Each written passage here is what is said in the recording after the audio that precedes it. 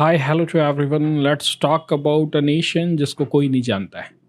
But ये nation जानने लायक ज़रूर है क्योंकि इससे बहुत चीज़ सीखने को मिलता है।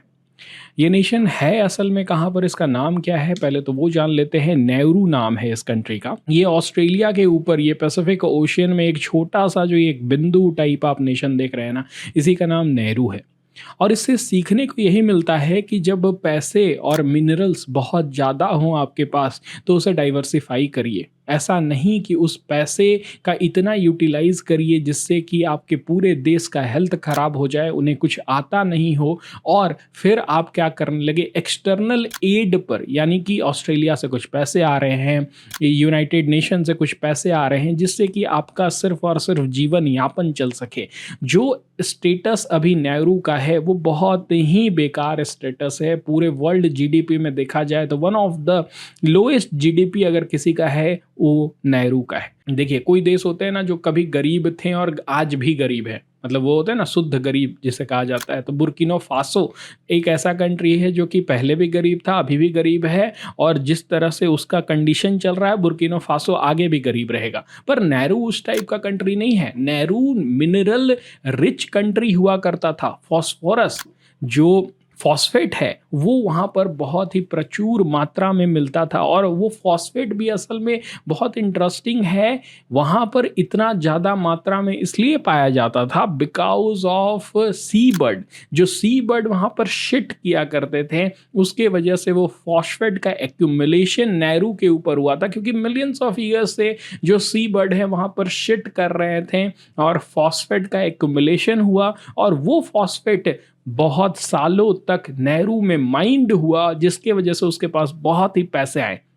लेकिन ऑफ कोर्स कोई चीज़ का एक लिमिट होता है। Over a period of time वो फॉस्फेट जो है वो ख़त्म होते गया और अभी का सिचुएशन नेहरू का इतना ख़राब है कि ऑस्ट्रेलिया जो पैसे देता है डिटेंशन सेंटर खोल करके, उससे पूरा नेहरू जो है वो चलता है, और एक्सटर्नल एड से चलता है। मैंने बात की जो बाहर के कंट्रीज़ कुछ दान दे देते हैं कि आप इससे खा पी लो, उसके ऊपर नेहरू जो है वो वर्क करता है। You can see out here the Republic of Nehru, its rise and fall due to phosphate mining. phosphate mining core था जिसके वजह से नेहरू के पास बहुत ही पैसा होता था, लेकिन क्योंकि वो पैसे को वो मैनेज नहीं कर पाया, वो मिसमैनेज्ड हो गया, that's why Nauru is nothing in today's world. You can see out here discovery of phosphate हुआ कहाँ पर, नेहरू में। एक small Pacific island become economically significant due to discovery of high grade phosphate. देखिए आप ये जो सीबर्ड देख रहे हैं ना, ये जब शिट करते हैं वो एक फॉस्फेट रिच होता है,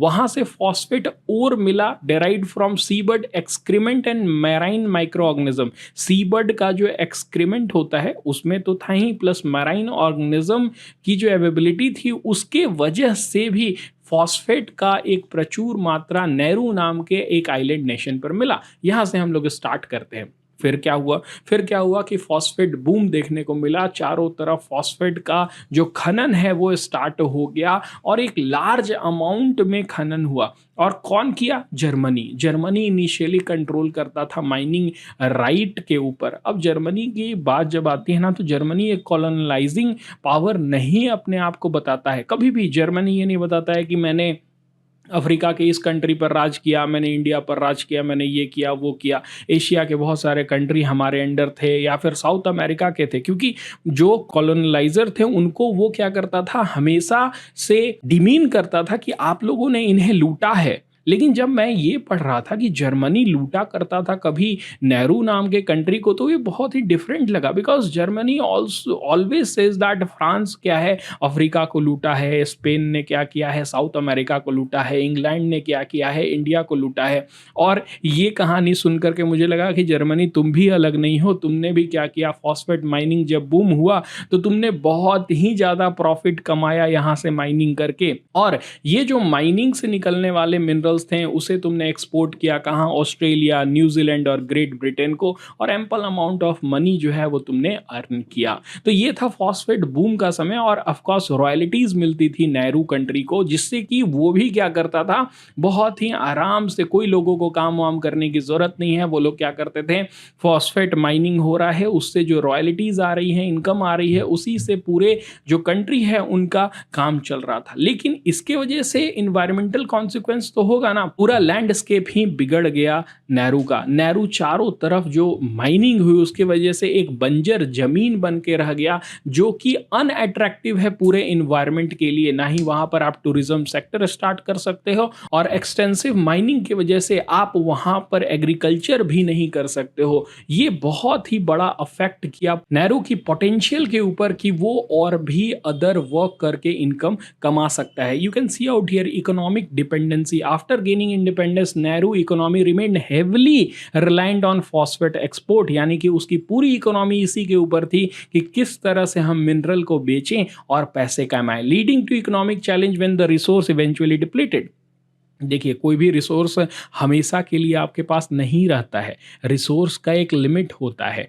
फॉर एग्जांपल अगर मैं इंडिया की भी बात करूं तो इंडिया में कोल जो है वो प्रचुर मात्रा में है, लेकिन उसका भी एक लिमिट है। कभी ना कभी वो कोल जो है वो कंप्लीट होगा, ख़त्म होगा, और उसके बाद फिर हमें जो एनर्जी सोर्स की ज़रूरत है हमारे पास नहीं है। हमारे पास ना ऑयल है, ना नेचुरल गैस है, कोल है, वो भी ख़त्म हो जाएगा, तो हमारे पास रहेगा क्या। हालांकि ऐसा नहीं है कि जो सारे दरवाजे बंद हो जाएंगे, उस समय तक हो सकता है कि थोरियम जो है हमारे पास केरला में जो मोनाजाइट सैंड है उसमें थोरियम जो है वो प्रचुर मात्रा में है, और हो सकता है हम लोग उसका यूज़ कर लें, लेकिन फिर भी कोल ख़त्म हो जाएगा ना। तब तक हो सकता है कि अगर मान लीजिए टेक्नोलॉजी नहीं डेवलप हो गया और थोरियम का हम लोग यूज़ नहीं कर पाए, तो हम लोग तो लॉस में रहेंगे। इसीलिए सस्टेनेबल डेवलपमेंट जो है वो करना बहुत ज़रूरी है, और जो मनी खास कर आ रहा है ना, उसे कहाँ लगाना है वो ज़रूरी है। फॉर एग्जाम्पल अगर इंडिया अपने मिनरल्स को बेचता है ना, तो वो डिफरेंट सेक्टर्स में ज़रूर लगाता है जो इनकम होता है। फॉर एग्जाम्पल इंडिया में आज अगर आप लोग देखिएगा ना, तो बहुत सारे अदर सेक्टर जो हैं वो बूम कर रहे हैं,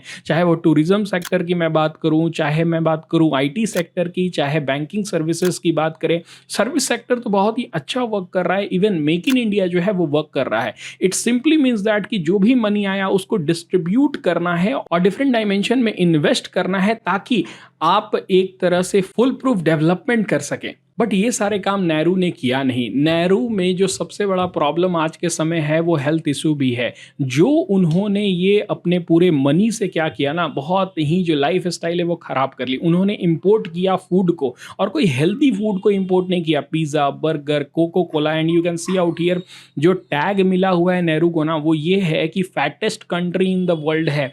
हेल्थ इशू बहुत ही ज़्यादा है। कभी ये लोग एक आदिवासी समाज हुआ करता था जो कि बहुत फिट हुआ करता था, but today you can see out here the condition of these people. Obesity जो है वो एपिडेमिक घोषित कर दिया गया है। उनका जो चॉइस ऑफ फूड है वो बहुत ही खराब है, because they are eating only those जो कि उनके टेस्ट बड को पसंद है, वही पिज़्ज़ा, बर्गर और कोल्ड ड्रिंक्स और सॉफ्ट ड्रिंक्स, यही सब वो खाते हैं, जिसके वजह से ये कंडीशन है। क्योंकि पैसों की कमी नहीं हुआ करती थी ना, पैसे बहुत थे इनके पास। आज का सिचुएशन इनका बहुत ख़राब है। पहले बहुत अच्छा हुआ करता था जब फॉस्फेट माइनिंग बूम कर रहा था, बट इन द 2000 क्या हुआ देखिए। उससे पहले डच डिजीज़ क्या होता है वो भी देख लीजिए। डच डिजीज़ क्या होता है, एक ऐसा बीमारी एक देश को जिसमें कि वो सिर्फ और सिर्फ एक रिसोर्स के ऊपर डिपेंडेंट हो।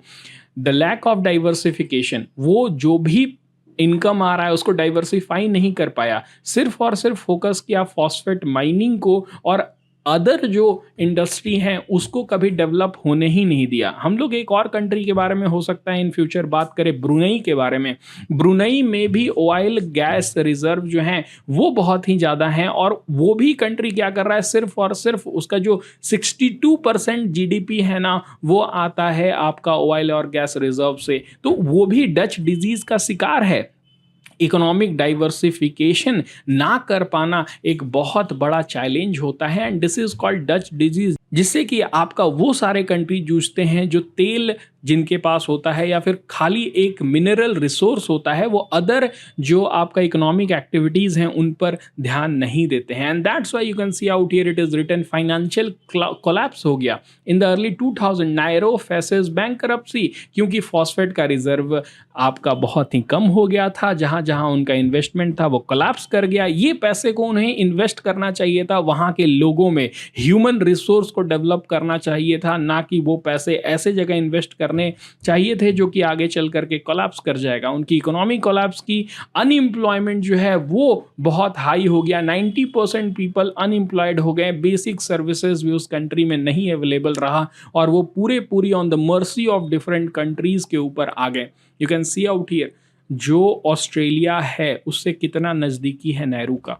अब पूरी तरह से नेहरू जो हो गया ना, वो ऑस्ट्रेलिया के ऊपर डिपेंडेंट हो गया।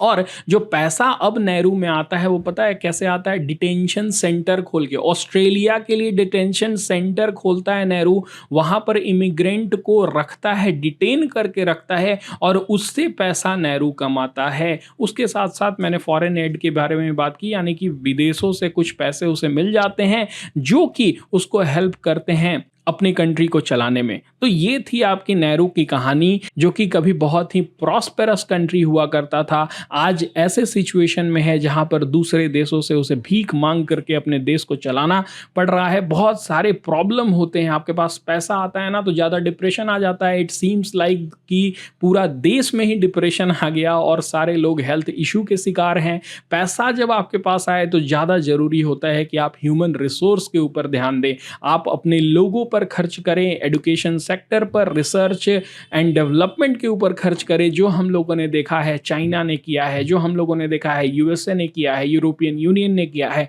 और भारत कर रहा है। बट ये सारे चीज़ वो कंट्री नहीं कर पाते हैं, जैसे अफ्रीकन कंट्री हो गए या फिर आपके ये जो पैसिफिक नेशन के कंट्रीज़ हो गए। ये वो सारे चीज़ ज़्यादा लेने की कोशिश करते हैं जो उन्हें लगता है कि कभी उनके लिए फॉरबिडन है, और इसीलिए ये सारे जो प्रॉब्लम है वो नेहरू जैसा छोटा कंट्री अभी फेस कर रहा है। आई होप आपको ये सारे पॉइंट समझ में आए होंगे। That's it for this video. Thank you.